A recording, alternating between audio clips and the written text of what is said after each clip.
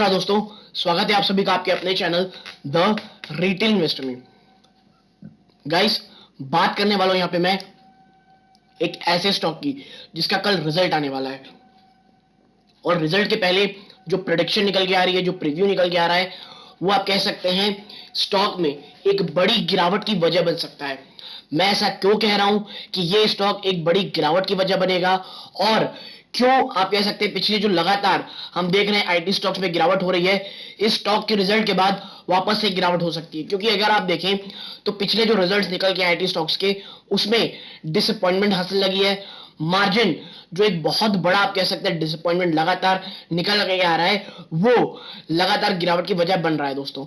और अब देखते हैं कि क्या प्रेडिक्शन है, क्यों ये स्टॉक बड़ी गिरावट दिखा सकता है, रेवेन्यू, मार्जिन और ब्रोकरेज हाउसेस का इसमें क्या कहना है। वीडियो का अंत तक देखिएगा, हर एक चीज क्रिस्टल क्लियर हो जाएगी। लेकिन आगे बढ़ने से पहले अगर आप इस चैनल पहली बार आए हैं, सब्सक्राइब का बटन दबा दें, वीडियो अच्छी लगती है लाइक जरूर कीजिएगा।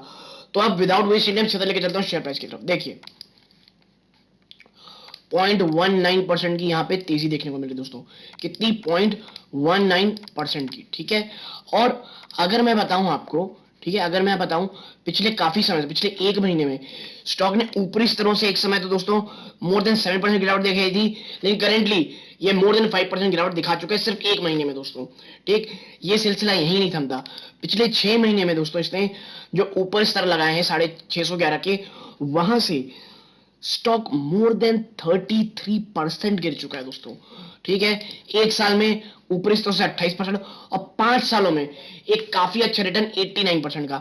और देखिए ये पे काफी तगड़े, मैं कहूंगा सपोर्ट के आसपास अभी ट्रेड कर रहा है दोस्तों। ये रहा, ठीक है, अगर ये टूटता है देन ये सपोर्ट है दोस्तों, फिर आप देखिए ये सपोर्ट, ठीक है, और उसके बाद जो एक सबसे बड़ा सपोर्ट रहेगा, जो कि मुझे तो लगता नहीं है आज तक स्टॉक जाएगा, ये सपोर्ट दोस्तों। क्या क्या है? सबसे पहला सपोर्ट है दोस्तों इसका, कहां? ये देखिए लगभग 388 का। ये अगर टूटता है देन 350 रुपए के आसपास का, फिर देखिए 200-250। और मुझे पर्सनली लगता है विप्रो, विप्रो जो है दोस्तों 350। ये वो लेवल्स हैं जहां पे अगर आप एक लॉन्ग टर्म इन्वेस्टर हैं, विप्रो में 350 रुपए के आसपास बिल्कुल से दोस्तों निवेश किया जा सकता है। लॉन्ग टर्म में ये स्टॉक इतने, मैं कहूंगा शानदार रिटर्न देगा जिसकी कोई सीमा नहीं। क्योंकि देखिए अभी स्थिति तो बुरी है और विप्रो की आप देखेंगे तो एचसीएल टेक, टीसीएस के मुकाबले कुछ ज्यादा ही प्रॉब्लम चल रही है दोस्तों। और इसीलिए जो रेवेन्यू में है वहां पे बड़ी गिरावट होने की बातें चल रही हैं, लगभग 7 से 10% की।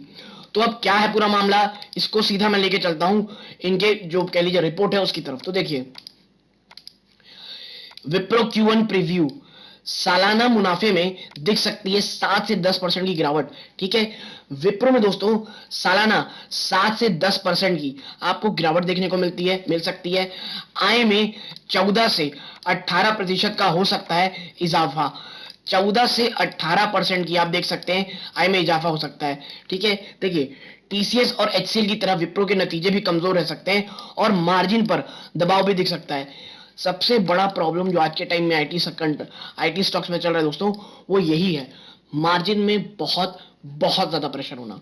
ठीक है, आगे देखें आप,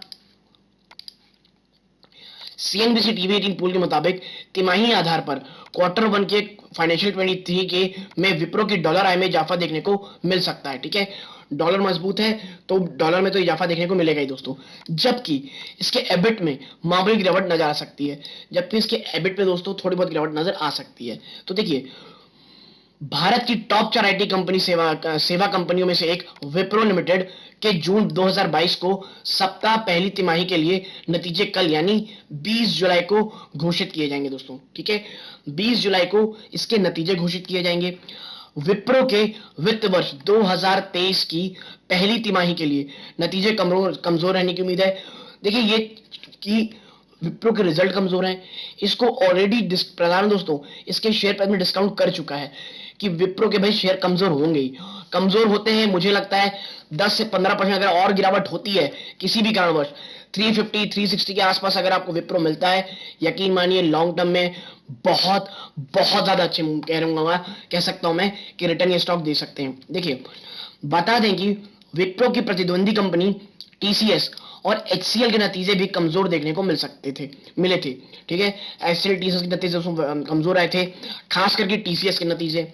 देखिए, विभिन्न ब्रोकरेज की रिपोर्ट पर आधारित पोल के मुताबिक अजीम प्रेमजी की कंपनी विप्रो के कंसोलिडेटेड मुनाफे में सालाना आधार पर 7 से 10% की गिरावट देखने को मिल सकती है। ठीक है, विप्रो के जो आप कह सकते हैं कंसोलिडेटेड मुनाफे जो है, प्रॉफिट, कंसोलिडेटेड प्रॉफिट के आधार में यानी सालाना यानी ईयरली दर पे 7 से 10% की आपको गिरावट देखने को मिल सकती है दोस्तों। ठीक है, जबकि आय में सालाना आधार पर 14 से 18% की वृद्धि देखने को मिल सकती है।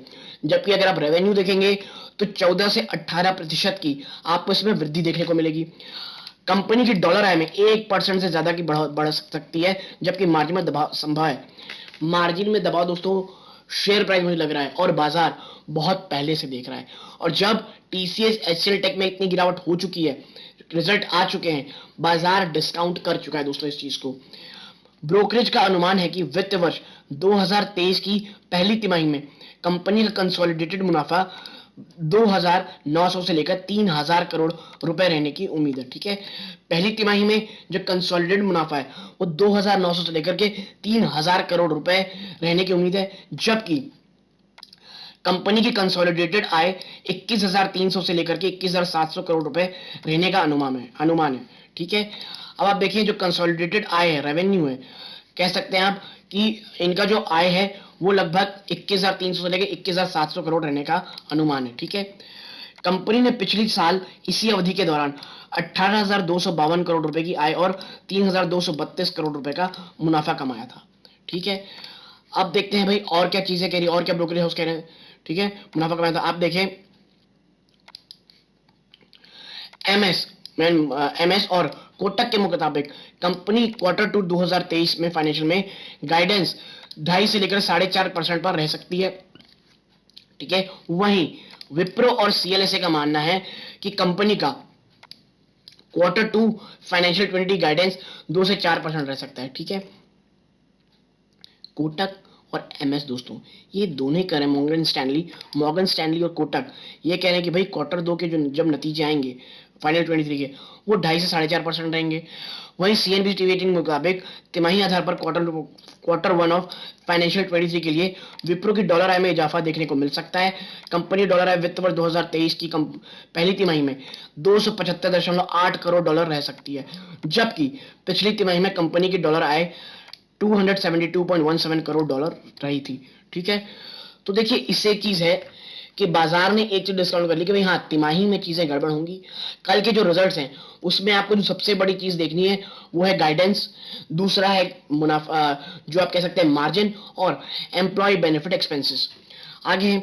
वहीं रुपये में देखें तो CNBC TV 18 पोल के मुताबिक तिमाही आधार पर Q1 और 23 में कंपनी की आय 2.56% बढ़ के 21,395 रुपीस रहने की उम्मीद है, जबकि पिछली तिमाही में कंपनी की आय 20,860 करोड़ रुपए रही थी।